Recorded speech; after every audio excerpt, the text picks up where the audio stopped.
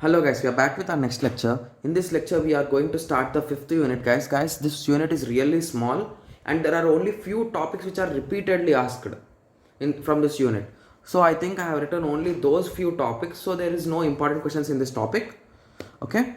So basically, first let us go through what is NP hard or NP complete. Before going to that, what is NP? That is nothing but what is, just give me a second, what are these classes? That is nothing but P and NP.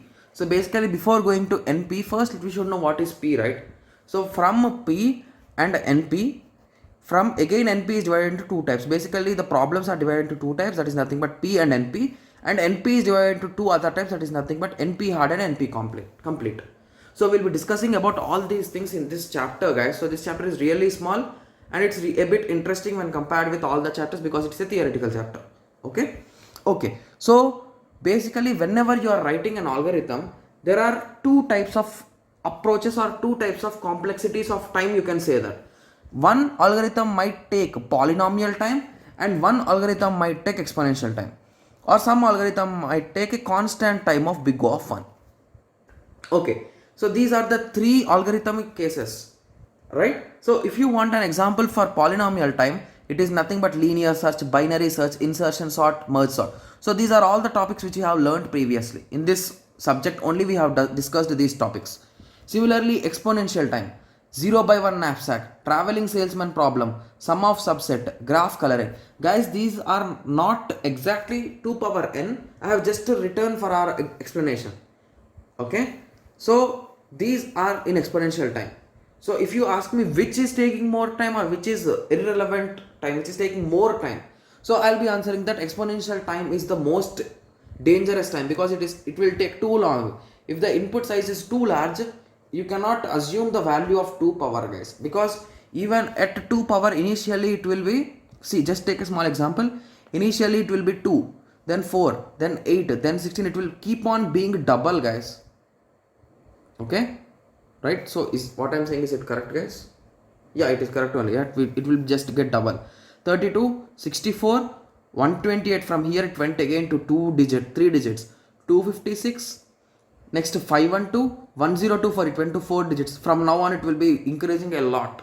Like slowly it will keep on increasing, and it will be, when you compare it with polynomial time is nothing in between, in front of this exponential time. So the main goal of our programmers or programming students is that they need to convert somehow this exponential time taking algorithms into polynomial, and few students should work on polynomial to the constant time.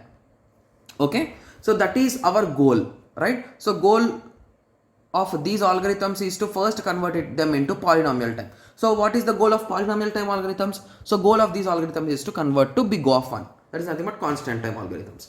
Okay, so now let us go through some theoretical points about the things that we have discussed till now. So the main objective is that try to show the similarities between those algorithms so that in future if one is solved, all the problems will be solved. So basically assume that, if you recall, we discussed dynamic programming, we discussed divide and conquer algorithms, we discussed backtracking, we discussed least bound and wait, right? Okay, so if you observe in dynamic programming, with whatever we discussed, everything is having some relation in between them, indirectly or directly. The format that we are following was exactly the same. Similarly, in greedy also the same situation. In branch and bound also the same situation. So basically all these things are depending on each other. So basically, if you write an algorithm for knapsack, it could help indirectly for traveling salesman problem also. So the thing is that first find similarities before solving the problem. Okay, so you'll be finding the similarities and everyone will be working on different algorithm also, there is no issue. But if one guy found the answer or found a solution, then indirectly all the solutions should be solved. That is the main trick that we want. Okay, is try to find similarities, and if one problem is solved, then all the problems should be solved. Okay, so once you have gone through this exponential time and all those things, now you will be learning about deterministic and non-deterministic algorithms, guys. Okay, so basically deterministic and non-deterministic algorithms. Okay, so basically here we will be covering what is deterministic and what is non-deterministic algorithm. So basically deterministic algorithm is that if I give you a let us assume even number and odd number program, can you trace it, guys? Yes, most of you can trace it because it is a deterministic algorithm. So we know what exactly the each step is happening. Okay, like we clearly know at this step this will happen, at this step this will happen. So those kind of algorithms will come under deterministic. Non-deterministic are those things in which you are not clear what is going on, or you are having some blanks in between, like you need to fill them to get the solution. So those kind of problems will be coming under non-deterministic algorithm. Okay, so hence to save work or research, we write a non-deterministic algorithm for them. So basically when a scientist is working on 0 by 1 abstract, he will be writing how he want the problem or how he want to solve the problem. Because if he started from 0 and he traveled till 25% of the problem and he stopped on it, and if one more scientist starts on it, he should not start from 0 again. He should continue his work. That is nothing but from 25 he should continue till 50, and again the fourth scientist will finally find a solution. So that is the reason why the non-deterministic algorithms came into play. So deterministic are the algorithms in which every statement is well known for us, whereas non-deterministic algorithms are the algorithms in which few statements are left blank or not defined for or not defined, which will be defined when they are solved. Okay, so the best example for this is the searching algorithm. So basically this is an algorithm which will take big O of one time. So everyone will be shocking that how will it will take big O of one time. So this is just a non-deterministic, this is just an approach which we are expecting to solve in our future. This doesn't have solution yet, we want it to have a solution. Okay, so initially you'll be writing the algorithm. It will be taking a n key. A is nothing but the array, n is nothing but the number of elements, key is nothing but what it is searching. Okay, so initially it will be doing an operation called a choice. So choice is nothing but it will directly find the location of that particular item. We don't know how it will be finding and everything.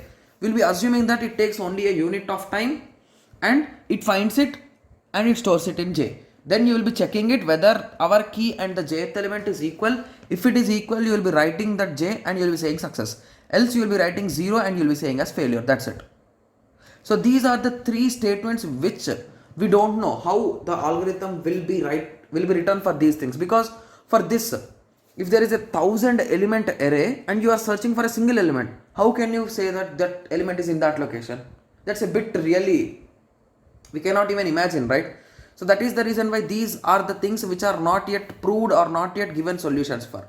For success and failure, even everyone can write like print, not found or found, like that. Okay, so we can write for these two, but for choice it is not yet found. Okay, so once you got an idea about polynomial and polynomial time, exponential time, and deterministic and non-deterministic, now it is the correct time to understand what is this class P and class N. Okay, so basically P class is nothing but the problems that can be solved in polynomial time by the deterministic algorithms are called as P problems belonging to P class. Okay, so I hope everyone got a clear idea now. The problem that can be solved in polynomial time. So P is nothing but polynomial time. Even when I am studying in one more in first semester or second semester, I think so, in one subject we came across these things, but I was confused that what is P. I was thinking, but I didn't find at that time. But later on, now I have just found it. So P is nothing but the polynomial time. Okay, and NP is nothing but non-polynomial time, which is non-deterministic. So the problems that can be solved in polynomial time by non-deterministic algorithm. So basically these will also be solved in polynomial time, but with non-deterministic algorithm. For now there are no algorithms for this, are called as NP problems. Okay, so NP stands for non-deterministic or non-polynomial time or non-deterministic polynomial time. Even you can call them in that way. Okay, so basically every algorithm will be inside non-deterministic polynomial algorithm. In this, inside it we will be having few polynomial time algorithms. So this is a subset, guys. P is a subset of NP. Okay, so our goal is to making P equal to NP. That is nothing but we want to make this P bigger such that it will be occupying all the algorithms will be of polynomial time. Okay, so I hope everyone got a small idea on what is polynomial time, exponential time, deterministic and non-deterministic, and we've gone through P class and NP class. Okay, so in the next lecture we will be going through satisfiability. Guys, this is one of the most important topic in this chapter, guys. So we'll be discussing about satisfiability and the reduction method, and we'll be discussing about NP hard and NP complete in the next lecture. So we'll be going through 4 different definitions. Okay, so let us meet in the next tutorial. Thank you. Thanks for watching.